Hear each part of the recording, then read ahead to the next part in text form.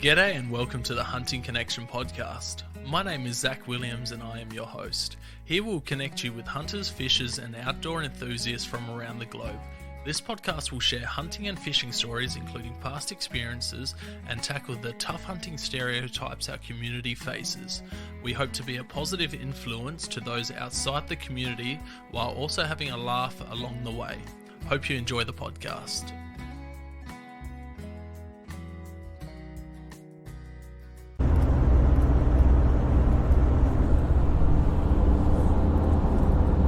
G'day and welcome to another episode of Hunting Connection podcast. I'm here with Nathan. How you going, mate? Yeah, not too bad. We're just on the way back from hunting hog deer on Snake Island. It is currently Wednesday morning, quarter to 8 a.m. Victorian time. So we put in a lot of kilometres the last couple of days on foot and in the car. We left Adelaide Saturday midday and got into Gippsland about probably about 10:30, 11 o'clock. Rolled out the swags and then we got up early to go to the briefing in Port Welshpool for Snake Island, which was pretty cool. How have you found the journey so far? Yeah, a lot of Ks, both in the car and on foot, like you said. Very exhausting, but definitely well worth it. So give a little bit of background on yourself. How did you get into hunting? Where are you from? Yeah, so I grew up in Adelaide, little old Adelaide. And yeah, a couple of family members do a bit of hunting, a couple of uncles, but not a lot, mainly shooting, spotlighting. Yeah. And then, yeah, recently, about 2 years ago, shot my first deer with a rifle. Just went out one morning with the missus. She actually spotted the deer, and yeah, that sort of kicked it off. Does a red spiky, wasn't it? Yep. Velvet red spiky. Beautiful. Got in on him out in the paddock and took one shot, dropped him on the spot, spined him. And then what caliber were you running for that? That was only a 22-250. Yep, beautiful. I was green, didn't even know what I was doing, so it was actually a rifle I borrowed off a mate. Nice. So did you start off on smaller game before that? Where'd your passion for hunting actually come from? Not really, so always had a bow, always had slingshots and stuff growing up, but then that was sort of the first real hunting experience other than being with other people and just watching them hunt.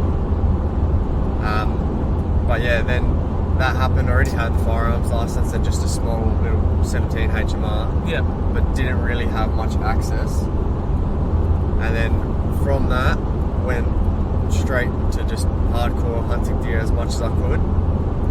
Shot a few fallow with the rifle, but was getting in on them like within 50 meters, and so slowly progressed to the bow, and now I've kind of cut back on the rifles and just using the bow pretty much full time.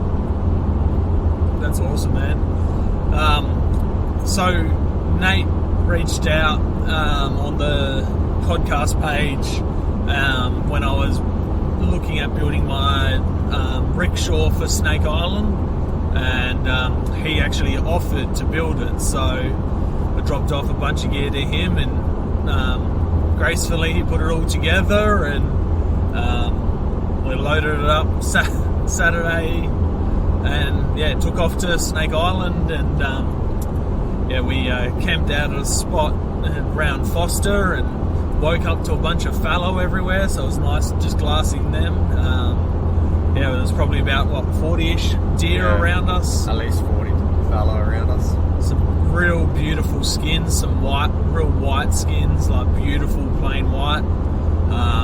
But yeah, unfortunately it was a no hunting area, but we already had to make tracks to get to the briefing, so we rolled out at about 7:30, got into Port Welshpool about 8 o'clock and met one of the other hunters there that rolled his swag out in the back of his ute, Shane, who you would have heard on the hog deer fever episode. I rang him, and yeah, then all the other hunters started rolling through, and yeah, we just sat around chatting until the briefing started at 10 a.m. So sat down there.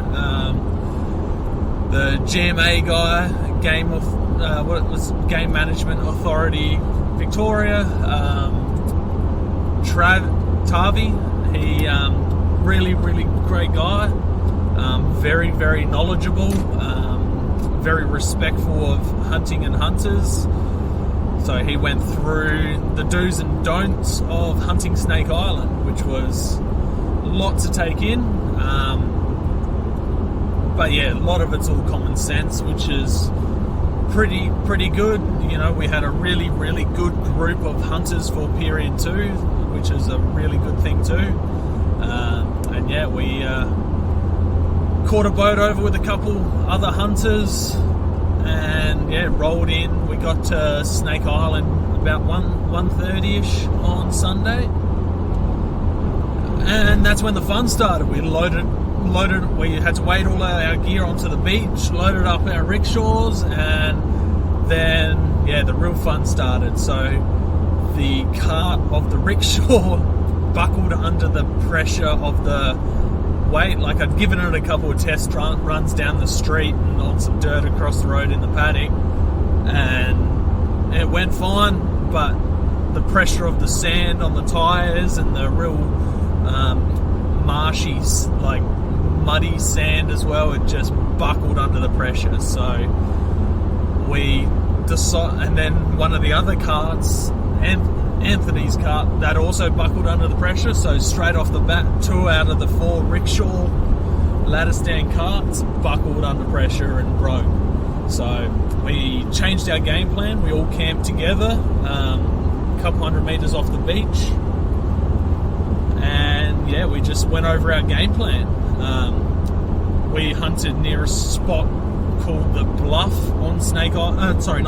Camped near the Bluff, right near drop off, and we hunted Cow Swamp. So with the hog deer's ballot, you can get onto the island at Sunday night, but you actually can't start hunting to 8 o'clock the next morning on the first morning, and then it's your normal Victorian hunting times after that. So Nate and I, we were hunting Cow Swamp, which is almost the other end of the island. So we made a game plan and headed out there. It was a bit further than we thought it would be. It's about 7 k's as the crow flies, but it turned out to be just over 10 kilometers, which took, with light packs, it took about 2 hours to do. The tracks were pretty bad, hey? Yeah, some parts you couldn't even find the tracks, like that overgrown with trees down on them. Luckily we had Zach with his GPS, because a few times I jumped out in front and just took a wrong turn, and yeah, it would have sent us off in a completely opposite direction. The tracks were just atrocious, really. Yeah, so I had Onyx hunt maps going on my phone, leaving a breadcrumb trail, as well as my Garmin InReach as well. So both of those things came in handy, because the Onyx Maps gives you a great satellite map, so we're able to mark out the trail where we were going, and that was also able to screenshot that and send it to the other hunters that night, so that they could find their way to their spots in the morning. Because, you know, we marked the other guys. One of the other guys, Shane, he was hunting Bullock Swamp, so we're able to put a pin on the map where he was hunting. Another one of the guys, Hassan, he was hunting Big Hole, so we put another mark there. And then Anthony, the other guy that was in camp with us, he was hunting Rifle Range, and we put a mark there. So I think Bullock was about 3.5 k's on trail in, and then we're looking at Big Waterhole was 5.5 kilometers, and then rifle range was about 6.5. But yeah, we made a couple wrong turns and worked it out, so it was good having those maps. And then I had a printed map as well, so we were able to line up the trails and work out where we were going, which was really, really good. So it took us 2 hours to get into Cow Swamp. So we left about 4 o'clock-ish and got there, probably 4:30-ish, and got there about 6:30-ish, and got to the tree that we were hunting, acacia tree, I'm pretty sure that it's referred to as, or anyone hunting there in the future or the past. And sat there, and yeah, as soon as we got there, we were sharing Cow Swamp with another hunter and his son, so Rob and Chris Strecker. They were already out there, they were camped a bit closer. They took their boat up the Gulf and got about 3.5 k's from their camp there, so that was really good for them. But they were already in their tree setup, so we've pushed our way through some scrub, trying to cut through to where we were hunting so we didn't disturb them too much. But we came out pretty much right on top of them. The mixed with the tea tree, the tussock, just all the other plants, it's thick as over there. But we set up under our tree. Chris came over and gave us a rundown what they were seeing. Told us where to go, and we went and sat there, and yeah, we were watching stags and spikes immediately. What do you think of that, Nate? Yeah, it was definitely a really good spot, pretty productive, like a few of the stags even having a bit of a fight. It was really interesting to be able to just sit there and watch, no weapons in hand, just forcing us to just soak it all in. Like, it was really cool. A lot of deer there. Yeah, we got to observe a couple of smaller spikes, butting heads, and there was a couple of hinds with calves with them, and just a couple of stags.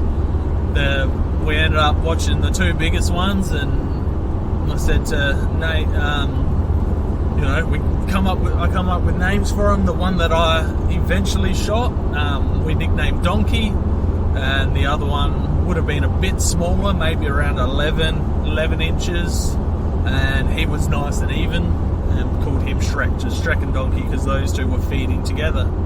And yeah, I said if either of those stags walk out opening day, I'm gonna take him. So yeah, we took a few photos, some videos. I'll slowly post all of them up as time goes on, so you guys will get to see a lot of that. And then we made the journey back. We left about 8:30 and got into camp about 10:30. Pretty hard slog in the dark, but having those maps using Onyx and the InReach, we were able to find our way pretty easy. It all looks very similar in the dark there. So yeah, we decided because opening wasn't till 8 o'clock Monday morning, we decided to have a little bit of a rest.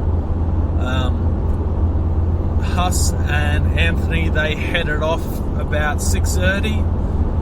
They had about an hour and a bit to get to where they were hunting. And yeah, so Nate and I got up a little bit early, a little bit later.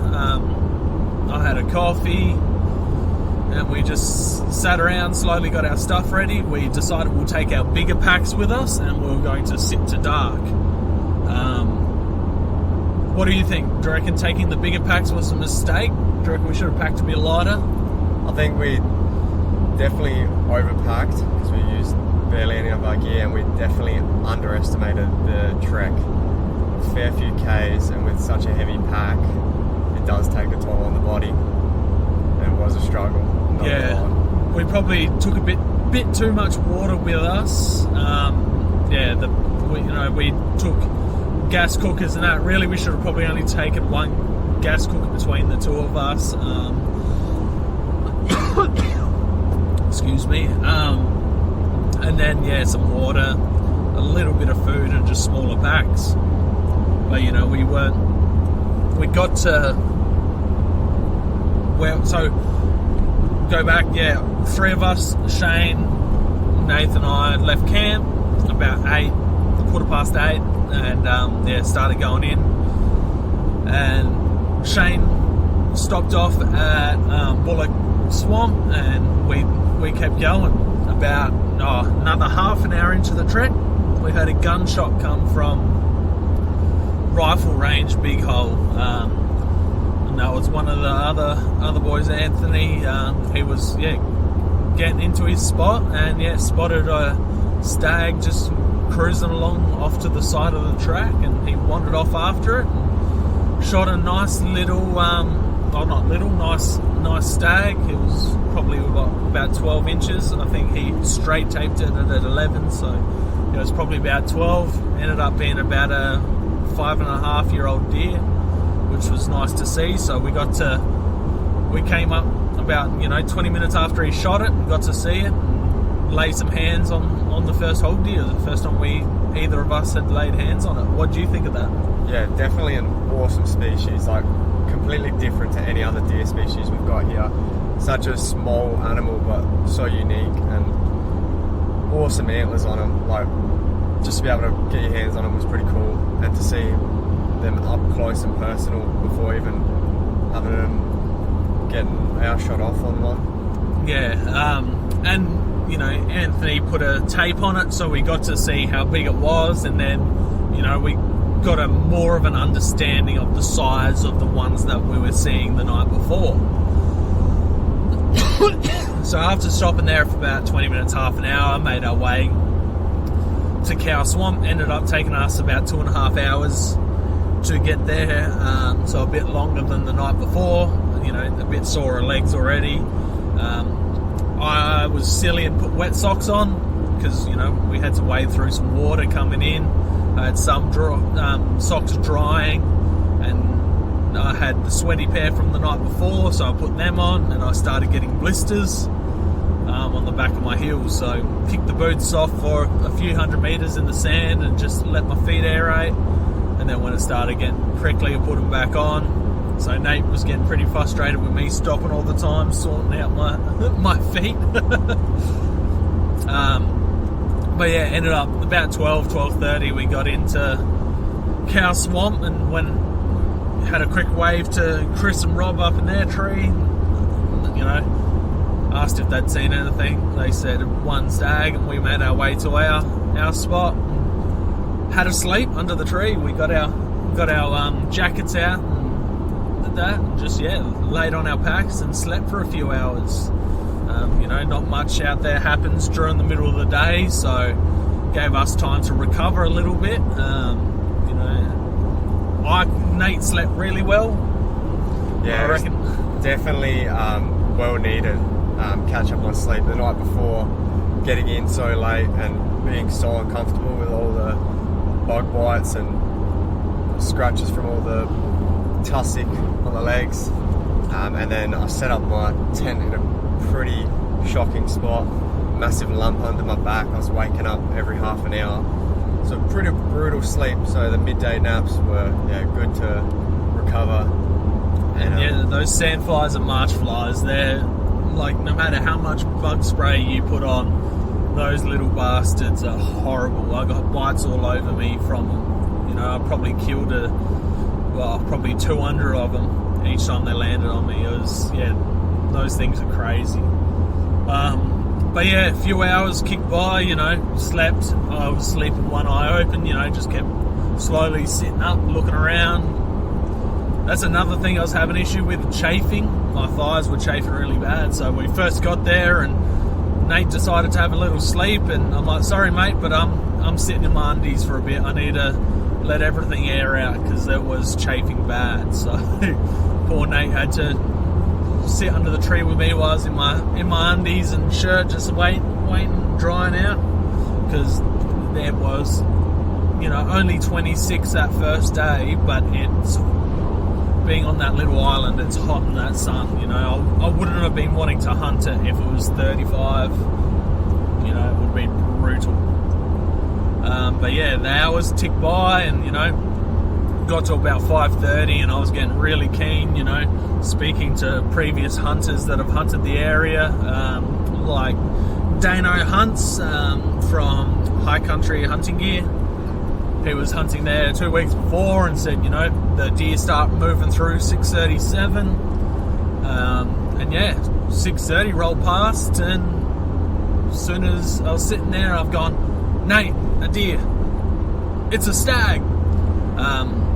One of the rules when you're hunting Snake Island there, if you take someone with you, they're actually not allowed to do anything that's interpreted as hunting by being with you. So they're not allowed to carry binos, they're not allowed to point out deer and all of that. So, Nate was just there for emotional support and help with the carry out. So yeah, he was asleep, so I woke him up. I'm like, Nate, deer, stag, and I've quickly rolled over, grabbed my rifle, and yeah, before he could comprehend what was happening, I was already on the move, getting out there, and yeah, found out pretty quick it was donkey. So that was pretty happy. I've turned to the other hunters at the other end of the field, gave them thumbs up, thumbs down, asked them if they wanted to shoot it because they were out there first. They said no. Nate was pretty quick on the phone when he realised what was happening and jumped on, started filming. And yeah, about 80 metre shot, bowled him with the 270, dropped on the spot. Picked him up, tagged him straight away, put him under the tree, and you're only allowed to gut the deer on the island. You have to bring out the whole thing whole, which was where all the hard stuff started. Yes. So as Zach alluded to earlier, I couldn't actually do anything to assist the hunter in the actual hunt. So I was kind of situated on the tree, almost facing away from where we had previously seen the deer come out, just so that no one could pick up on it and say that I was assisting in the hunt. And so yeah, I was half asleep, and he says, deer stag, before I could even say anything, he's already off through the tussock, sneaking in. So yeah, I quickly picked up his phone to get a video of it, and yeah, the rest is history. So yeah, it started, gutted him out pretty quick. We took in a camping pole and my shooting stick. We took in the camping pole to tape the deer to help with the carry out.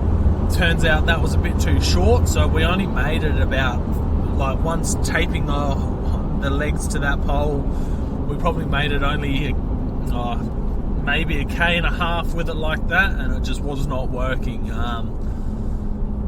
And from then we knew it was going to be a long journey. We kept an eye out for a straight stick, but on the island there's nothing really that's long and straight and going to hold a 30 kilo deer on it while you carry it. So we grabbed the shooting stick and the pole, we taped those things together, and we made a longer pole so we could put it on our shoulders. And yeah, that's where the fun started. That's where the hard work began.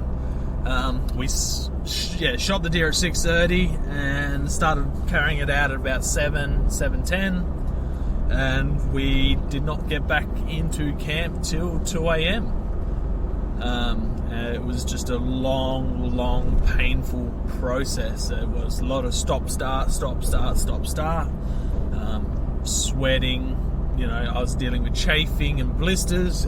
Earlier that day I had Band-Aid and taped up my blisters to help.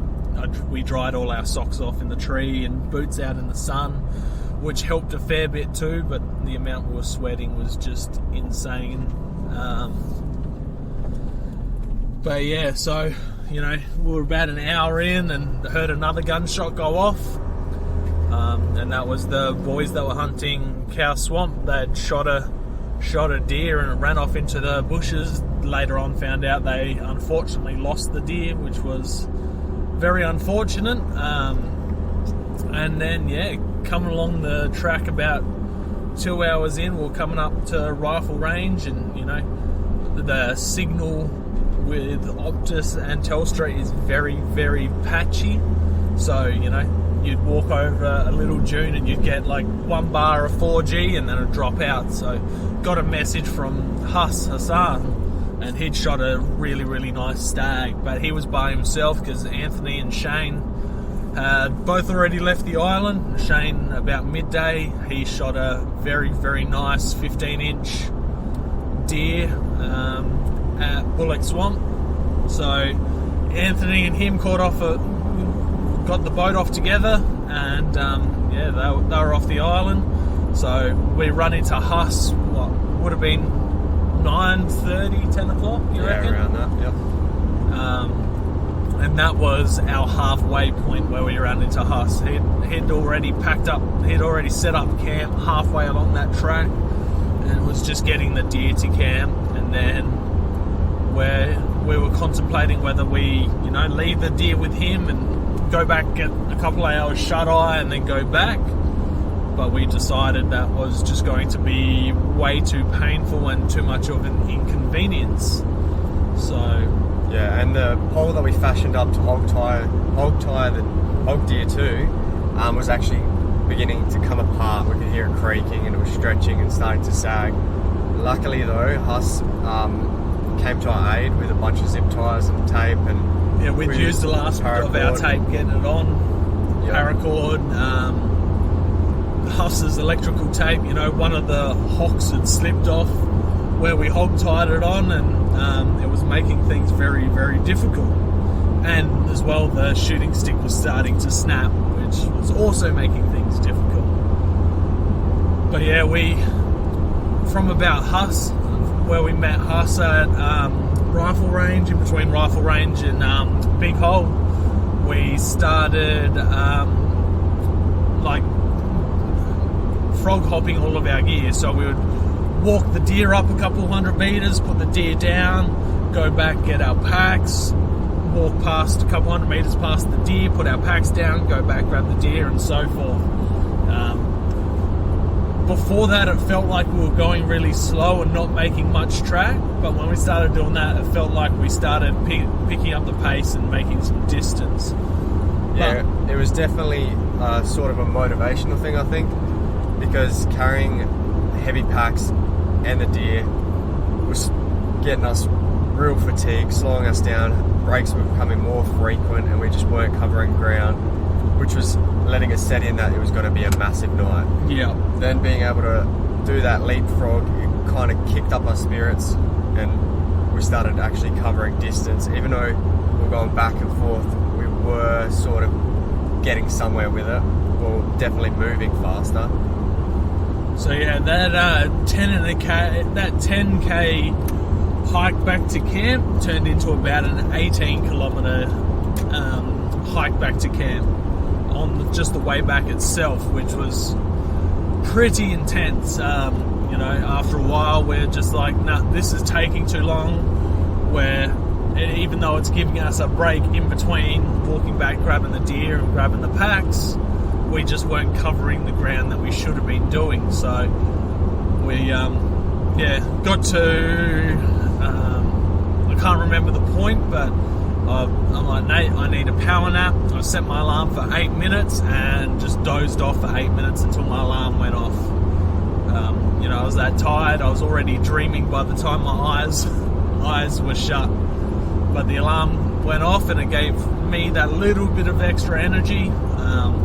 Also, Nate had a big bag of lollies in his pack that his wife chucked in there, so we thank Amy for that. That was a lifesaver as well. They'd already eaten the lollies out of my trail mix already, so we were low in sugar and all of that, so that helped us out as well. Yeah, it was definitely a good sugar kick, and that little nap helped Zach. And then we decided to bite the bullet and just slog it out, pick up the deer, pick up the packs, and just walk and then cover the ground. It was brutal, struggle city for sure, but we just had to get out of there so that we could get into camp and only have to deal with getting it from camp to the boat the next morning. Yeah, so a couple times there I was like, look, I need a break, and Nate was in just beast mode. He's picked up the deer himself and he's packed it on with his pack, 200-300 meters by himself, and he did that multiple times when I was having a breather. So it was a champion effort, and like, your motivation kept me going, Nate. I wouldn't have been able to do it without you, that's for sure. Yeah, thanks, Zach. It was a intense night. So yeah, kept looking at the map, making sure we were on track. We were going, it was like 7Ks to go, 6Ks to go, 5Ks to go, so on and so forth. So there was a couple points at 2Ks away from camp. We're like, let's just put the deer down here and we'll come back and get it first thing in the morning. But both of us talking it over it while we're catching our breath, we're like, nah, look, it's going to be worse off for us in the morning if we do that. So yeah, kept on, got back to it a kilometre away from camp. Let's just leave the deer here. Nah, it's going to be worse off. So ended up getting out of the trail to the peak bit of our camp where we were tucked away in the bushes, and we put it there for the night. Got into camp at 1:45 in the morning, and both of us just crashed hard. I quickly made up I had some Gatorade Power. I quickly made up myself a Gatorade just to get some of those electrolytes back in after sweating so much, and set the alarm for 5:30, 6 o'clock. Yep. I had about 3 alarms, which is, I'm tired if I'm having 3 alarms. So yeah, they went off and got up, and we the other boys come back and got us on the boat, and at 8:30, so we had to quickly down camp, get everything to the beach to get picked up, got the deer down to the beach, got the broken rickshaw down to the beach, which was another struggle. But yeah, about 5:30, I got a message from Huss saying, hey boys, I'm a kilometre back from camp. When I get to camp, can you give me a hand to get my stuff down to the beach as well? So, we're like, awesome, we'll be able to get off together. And Huss rocks up, and he's just got his pack and his camp stuff. So he dropped that off. We got all of our gear and his gear down to the beach, and he went back 5Ks to go get his deer. So we were off the island. We went and checked in at the GMA checking station, got some ice to cool down the deer, and met up with Tavi, the GMA officer, and he did all the necessary paperwork, took all the measurements of the deer, took a DNA sample, took the jawbone out of the deer, aged the deer. So I took a little wonky donkey who was 13 inches on the high side and about 10 and a half on the low side, and he was aged approximately to be 5.5 years old. So I'm very happy with that age class of deer. The Snake Island deer are about 20 kilos lighter than they are on the mainland, so it was pretty interesting. If you just open the glove box, I've got the paperwork in there, and it will give us the. So yeah, if I can read his writing, it tells you the stuff he takes down is your tag number, the date taken, time taken, location. It takes the body length measurement, which was 1.10 meters. Takes the girth measurement, 75 centimeters, shoulder height, 70 centimeters, body weight, which was 28.4 kilos gutted, field dressed, yes, length of antlers, so 33.5 centimeters and 27 centimeters, antler spread was 21.5, coronet on the left hand side was 13 centimeters, right hand side 13 centimeters, hard antler or velvet, mine was hard antler, land type, so that's cool to see them take all that done. They take down the age, like I said, they take a tissue sample and the jawbone, which is pretty cool as well. Yeah, you've got the tags and all of that, so got all of that stuff done, and had a quick chat to Tavi, and he was excellent. He was very knowledgeable about the deer, about the location, and just, yeah, very, very nice guy. So after that, we caught up with the other guys because they had already had their deer done. They went off and got salt and ice. Shane was chatting to a local farmer hunter who offered his shed for us to go back to butcher and cape out and head skin the deer. So pretty sure his name was Ryan. Yeah, so we caught up with Ryan, Shane and Anthony. So we broke down the 3 deer, which was cool. Ryan had done some guiding across Australia and New Zealand, so he was very, very confident in head skinning, turning the lips, turning the ears, doing the eyes, all of that beautiful stuff. So we learned a bit from him, got, good backstory, hunting stories, local land knowledge from him, which was incredible. He was just a all-round top bloke, very generous, very knowledgeable, and we were very thankful for him offering a facility for us to do all of that. So we referred to Shano as Camp Dad. He had everything from chocolate cake to jerky to it was great to have in camp, which was great. We all helped each other, we all fed off of each other's knowledge. Shane, hog deer was his last species of deer to take in Australia, which is incredible. It was my 4th deer species to take, so which was just great. And got all that done and then hit the road back to Adelaide. So right now, we're about 300 k's away from Adelaide, recording in the car. So if there's any you hear any of the road noise, makes it hard to hear, I do apologise for that. I just thought I'd like to get the podcast recorded on this while the knowledge was all there. What have you learnt about hog deer, Snake Island? Are you going to apply for the future because you haven't applied for the ballot before? Yeah, I've learnt so much. This trip has been invaluable. Having never even thought of hog deer, never even knew of them as a species in Australia to hunt, and now to picking up so much knowledge over the trip. It's been awesome, and learning about Snake Island, the sort of terrain that you're up against. I was anticipating it to be extremely difficult, preparing for the worst, and it exceeded that. It was brutal. Yeah, I knew it was going to be hard, but it was probably 5 times harder than I anticipated.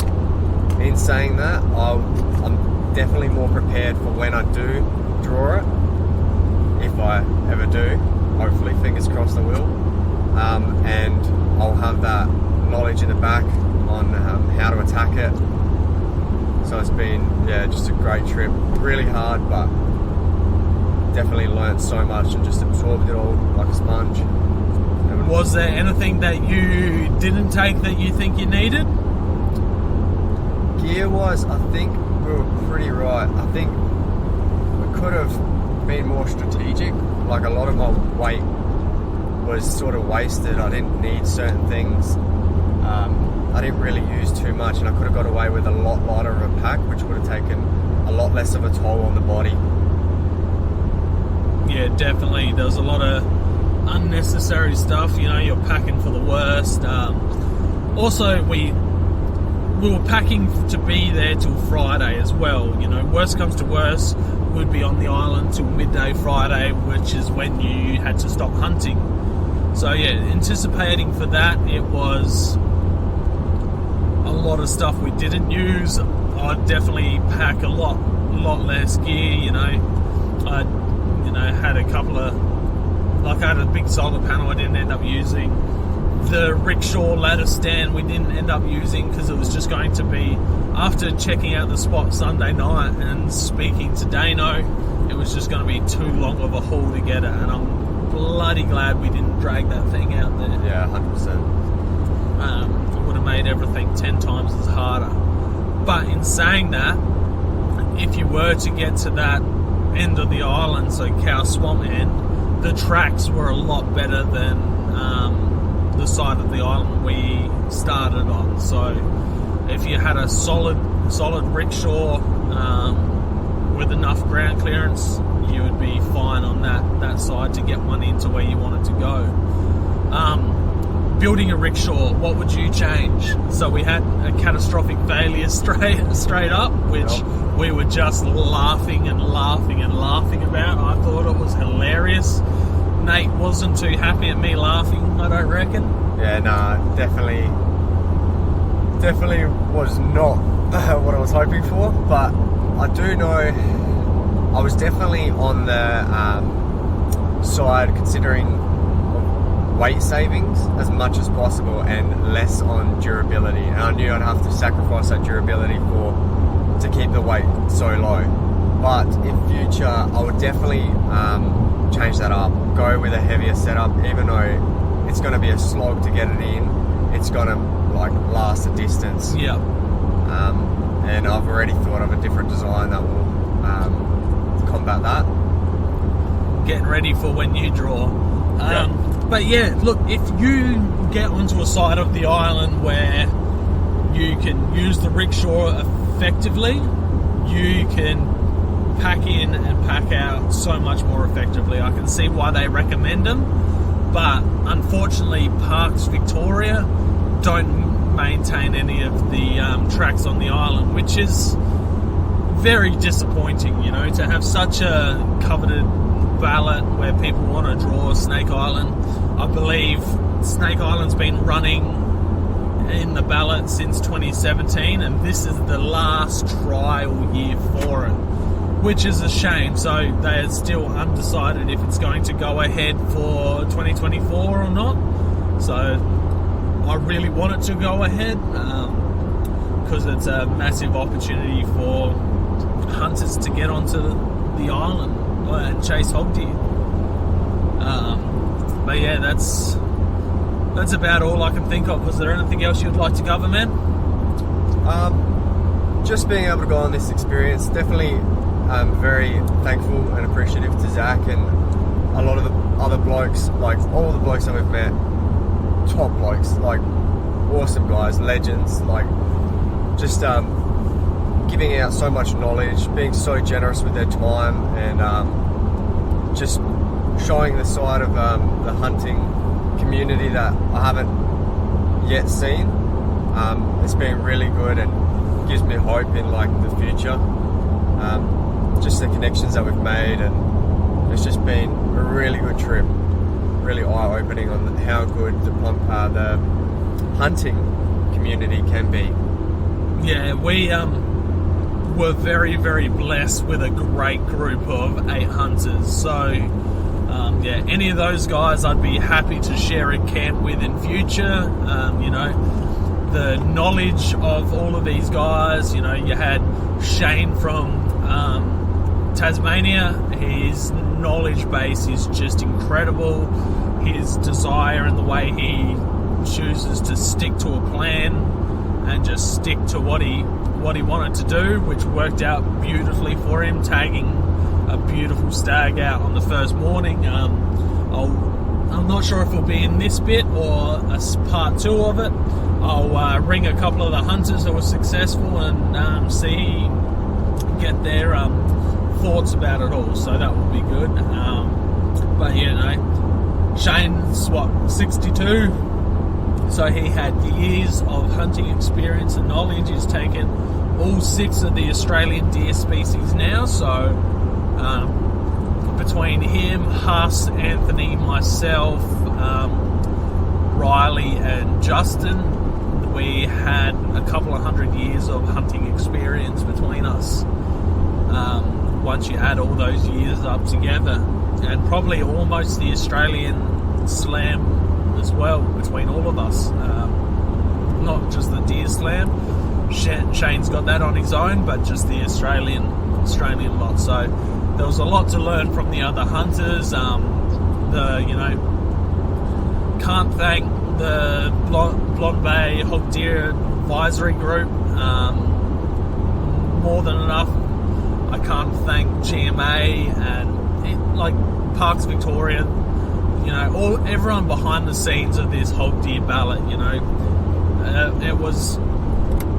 Apart from the track maintenance, everything else is really, really good. I can't go on about how good Tavi was and just knowledgeable. He's a respectful hunter, just pointing out, ethics sides of stuff. Stuff like don't drive around with a deer on your roof or the back of your ute in sign of everyone. Snake Island also gets a few public traffic, from tour groups to school groups to the working cattle group on there as well. So just being respectful, leaving no trace that you were there type thing as well. Because all of this stuff impacts the hunting communities as a whole. You get a few bag eggs, and then if Parks Victoria and this cattlemen's group decide we don't want any more hunting on Snake Island or the public, it's gone for good, and that would be just devastating to lose. It's been an incredible experience. Being able to reflect on it on the drive back, it's become more real. Before that, just with how, because you need to get the deer off the island to check it in whole, so we didn't want any meat spoilage, didn't want any cape slipping.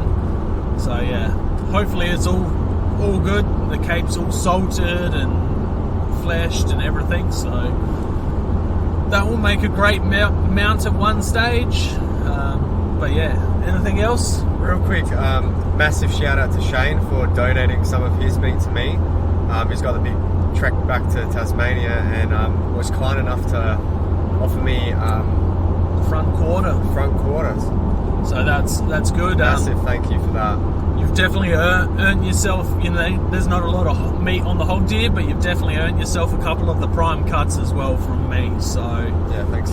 Without your hard work, it wouldn't have been possible. From the stand to just your endurance and your mental toughness, helping push me through. David Goggins, Cam Haynes, all of those boys were quoted quite a bit on our hike out. I managed to get one podcast to play and on the way through, so that killed an hour and a bit, and that was Remy Warren's podcast. So listening to him talking about tough pack outs that helped us push through as well. So it's great having that mixture of technology out with you as well. So, but thank you all for listening. I hope the road noise wasn't too bad. You could hear us both well. It's the first time using this setup, which was kindly donated by a listener to help do these type of podcasts in the future. So I'm off to New Zealand in a few weeks, so hopefully be able to bring you some hunting camp podcasts from the future and fly it over there type of thing. I was hoping to do a podcast leading up in the car, but we were pretty tired and just wanting to get there. And then once on the island, we didn't have time. Once we were back in camp, we just slept and then packing up. So that first day there was five stags shot and one hind on the opening day out of 8 hunters. There's still 2 hunters on the island as we speak, Justin and Riley. Justin on one end of the island seeing some great animals, and he's just waiting through to see if he can get a old age class of deer, which is incredible to see. He's seen some good deer so far, so just letting younger stags pass through and not wanting to shoot them shows some great ethics on his side of things. And it sounds like Riley's had a tough time running out of food, water. So I think Hassan's dropped some stuff off to him to help him get through, and hopefully he gets a beautiful stag as well at some point. So wishing everyone in future periods in the 23 season, whether it be Blonde Bay, Ball Pool, Sunday Island, Snake Island, I'm wishing you all luck. Don't pack too much, go over all of your stuff again and see if you can cut weight, and make sure those rick stands are tough. I gave mine a couple of small torture tests and it survived them, but then failed on the island. So if you can, get into some sand and try them out first, some sand or some mud, I'd go do that and just absolutely torture them before you get over there, because